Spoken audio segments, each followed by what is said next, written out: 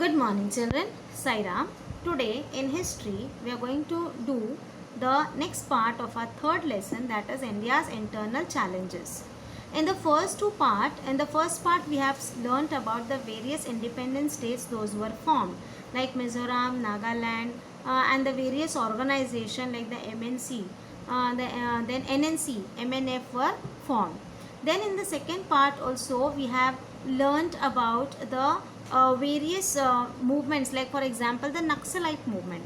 Now what was this Naxalite movement launched for? Yes, it was for the who are fighting for their rights with the landlords. Okay, and then we have also seen that their main objective was to establish an action committee to fight against the exploitation, but later it turned its recourse towards terrorism, and they also banned all the government schemes which were implemented for the poor people. They were not allowed to reach to the people. Okay, and then with inspiration of this Naxal movement, there were various rebellions were rose with the inspiration of the Naxalite movement. Now today in part 3 we are going to do one more challenge which India had to face. Now what was that challenge which India had to face? That is communalism. Now what do you mean by communalism, children? Communalism, it is an organized government on local level that is based on common purpose, or you can say the local values or the shared values like the ethnicity, then you have cultural and religious affiliations. Okay, so it is based on these common values. Now it is a serious threat to unity of our country. Now why is communalism said to be a serious threat to unity of our country? As we say, India is a secular state. India, we have multi-religious people, multilingual people residing in India, and we live with unity, all of us, right? So there is unity in diversity in India, we say. But then it is also said that communalism is a threat to the unity of our country. It emerges out of narrow religious pride. Now, how is communalism come? Has it come? So it has come from pride for one's own religion. Okay, when you are proud of your own religion, of course you will not like anybody hurting your religion or anybody abusing it, right? So the British sowed the seeds of communalism in our country. It were the Britishers who had sowed the seeds of communalism in our country. We all know that they followed the policy of divide and rule, and so accordingly they divided the Hindus and the Muslims. So people of different religions have happily lived together since many centuries. So we have seen that still, though even after independence, we can see people of different religions are happily living in India today since many centuries. But there is nothing wrong in people of different religions living together in a country while being duly proud of their own religion. So there is nothing wrong that people of different caste, custom, religion living together. We all live.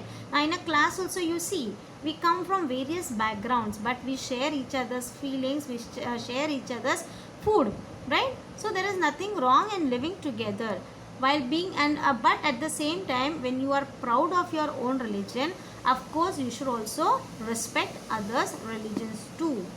But when this pride becomes excessive, then it turns into bigotry. Now bigotry means what? Intolerance. So what happens is, when you have more respect, excessive respect for your own religion, and then it turns to intolerance when somebody says anything wrong about your religion. Each one then begins to consider their religion superior and others inferior. So what happens is, we have that feeling that my own religion is the superior one. So we have that feeling of superiority and inferiority towards religion. And ultimately this leads to religious fanaticism, like devotion, love, affection towards one's own religion, and not the same respect towards others' religion. Okay, so this in turn turns to fanaticism. Now, fanaticism is the base of communalism. Now, why it is said to be as a base of communalism? As we said that fanaticism is love, devotion for one's own religion, one's own custom. So, as a result, when somebody says anything wrong or does anything wrong about your own religion, then automatically that communalism arises. Okay. and then you get angry and we react towards that. It makes one oblivious of national interest. So oblivious here means we are not aware of what is happening around in the nation, but we are self-centered now. My own religion should not be say abused, or should not be said anything wrong about it. I don't matter about the national interest. So it doesn't matter even if it destroys the peace of the nation. So that it happens ki it turns one to oblivious of national interest.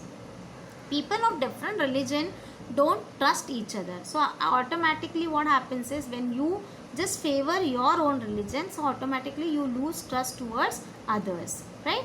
So they become suspicious of each other. So as a result, it may lead to suspicion for each other. Maybe good friends might also be suspicious of each other when you have that pride for one's own religion. Compatriots following different religions are looked at as enemies. So compatriots, like your friends or your colleagues itself, we feel that as they belong to different religion, we start looking to them as our enemies. But it should not be. Of course, you should have love, respect, affection towards your own religion, but that doesn't mean that you will degrade or consider other religions to be inferior. Even commensality or coming together on festivals become rare. So what happens is ki when that feeling comes to your mind, inferiority towards other religion, automatically you start avoiding into getting mixing up with the people. You all as friends, we go, whether it's Hindu, Muslim, Sikh, whoever, we go to each other's house during festivals, Eid, Diwali, Christmas and all, and we share. We have good night parties and all, everything. We share each other's foods, each other's customs, traditions. But when that pride towards one's own religion arises, automatically the feelings towards others or the respect towards other religion, it goes on decreasing. Next, as a result, it becomes difficult for everybody to come together and get organized for their demands and rights as citizens. See, the love towards one's own religion is, of course, it should be there. But that doesn't mean, first we have to see that we are the citizens of this country. Okay, and we have certain duties towards and responsibilities towards our country. And as we are fighting for our rights and demands, so automatically you become self-centered and you are not bothered about others' demands and rights. Instead, you just think about your own demands. Like recently, few months back, we were seeing people carrying out the Maratha Morcha and all. Yes, like that is for reservation for one's own caste, one's own community, like that. Fanaticism makes the perspective of looking at events and people prejudiced. So what happens, it automatically make people prejudiced. Like they think that if you go in groups, or if you have come together, get-togethers and all, so that may automatically they might try to attract you towards their own community, their own religion. So that prejudice is there in the minds of the people. Some people begin to think of economic questions also in the framework of their own religion. So when they think of their own religion, of course they think of only the development of their own community economically and socially, not with related to nation. Okay, not with related to the upliftment of the nation, but then they become self-centered towards their own community. Correct? Now, some people of all religion think that since they belong to a particular religion, they have no influence in politics. Again, that feeling is there in their mind that because I belong to a particular religion, I have no influence in politics. But is it so, children? No. So they began to believe that they are being treated unjustly. But according to our constitution, we find that constitution has given equal rights to each and every citizen in our country, whichever caste, custom, creed that person belongs to. So there is nothing as such kind of unjust done towards any community or any religion. But when you have excessive pride for your own community, your own religion, then automatically that thought comes to your mind, which should not be there. As we know, the constitution itself is drafted by Dr. Baba Sahib Ambedkar, and Studying all the conditions of the weaker section, all the troubles going through, he had framed that constitution accordingly. Ki no religion should be considered as superior or inferior, and there should be equal treatment, equal judgment given towards all the religions. They hold the idea that government is partial against their religion. So they have that feeling that government is partial towards their own their religion, but it is not so, right? In such a condition, they become too sensitive about their religion and their co-religionists. So when such condition arises, they become very sensitive that their religion or their colleagues should not be anyways been harmed or troubled by anybody. If anybody speaks about their religion or insults the religion symbols knowingly or unknowingly, riots break out because of this kind of thinking. So maybe it happens, so knowingly or unknowingly, if anybody happens to say something to their religion or their community, then by not tolerating it, what happens? It creates a great riot. They are not bothered about the national peace and security. Instead, their community should be respected. That is only the motive. Hundreds of innocent people are killed. So what happens when these riots are existed? So because of this, we find hundreds of people are killed, innocent people who are not involved in all these things. Then public property worth crores of rupees is damaged. Also, lot of public property is damaged and the public peace is also destroyed. Due to the bitter memories of riots, people are estranged from each other and mutual trust receives a setback. So what happens because of this kind of communal riots, people are estranged. That means they don't want to come too close to each other. Instead, they seem to be happy in their own customs, their religion itself. So this instead of creating a unity amongst the people, it leads to diversity amongst the. It leads to divert the people from the mind of getting united. Then from each other and mutual trust receives a setback. So even we don't trust the close ones, our close ones, right? Trust between people is the basis of coexistence. So what is most important? Trust is more important amongst the people. Now the present situation, children, whatever we are going through. So in that case, we have seen there were so many people who have migrated here and they wanted to go back to their hometown. At that time, it was our government, even the people, the local areas through where they passed also, the people have helped them. They did not consider as any caste or custom or religion, but they were helped out. Okay, so during any calamities or any kind of national emergency comes, we stand unitedly, right? We stand unitedly and we try to help out each other without thinking of which caste, custom or tradition he or she belongs to. If trust breaks, social unity receives a blow. So, if there is no trust, of course, it will not help out to have any kind of social unity among the people.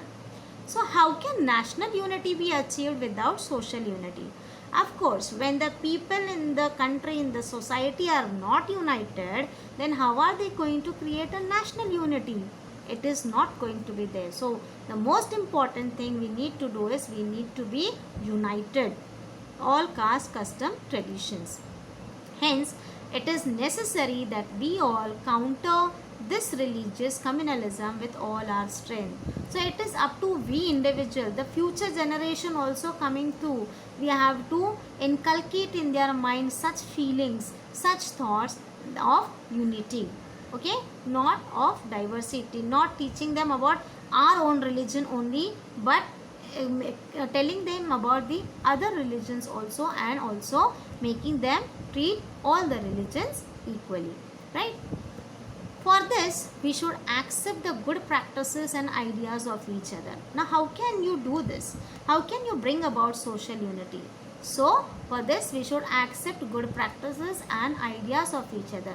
So, whichever caste, custom, tradition he or she belongs to, what do we need to do is, we need to accept the the customs and traditions of each other.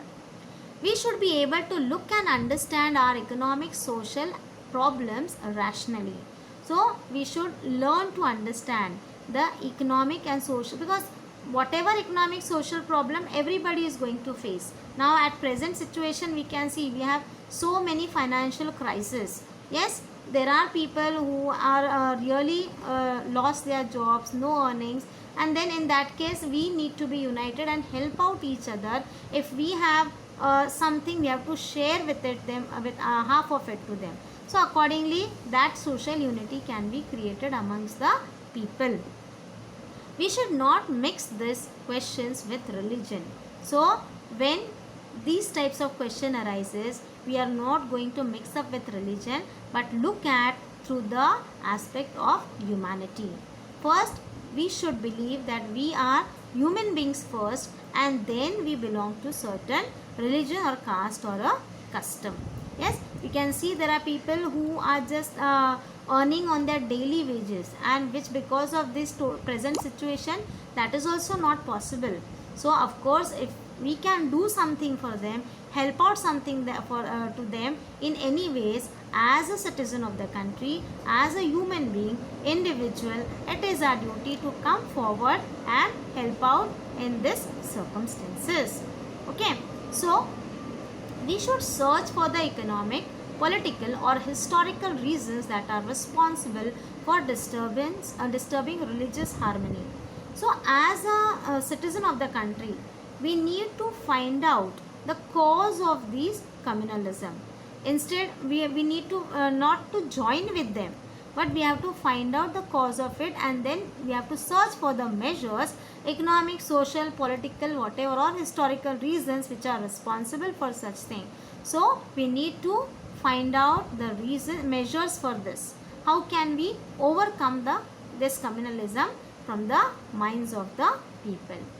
And this is the only way to put an end to communalism. So as a future generation, you children now have to create an awareness amongst the citizens. Okay, your seniors, your juniors also. Accordingly the generations will come, and then we can find a good and united society is formed, right? So children, now here we stop with the topic of communalism, and this a little part of it is remaining of this lesson to end. So that will be continuing in the next part. Now we'll just see whatever we have learned an activity, right? Dash is the greatest threat to the unity of our country. So what is the greatest threat? Yes, communalism is the greatest threat to the unity of our country. Dash is the base of communalism. What is the base of communalism? Fanaticism. So that is more devotion towards love, and love towards one's own religion. People hold the idea that government is partial against their religion. So what do people think? That government is partial towards their own religion. Trust between people is the basis of dash. Yes, it is the basis of coexistence. Okay, so children, now today we shall stop here for the day. The last part of the lesson will continue in our next class. Till then, thank you.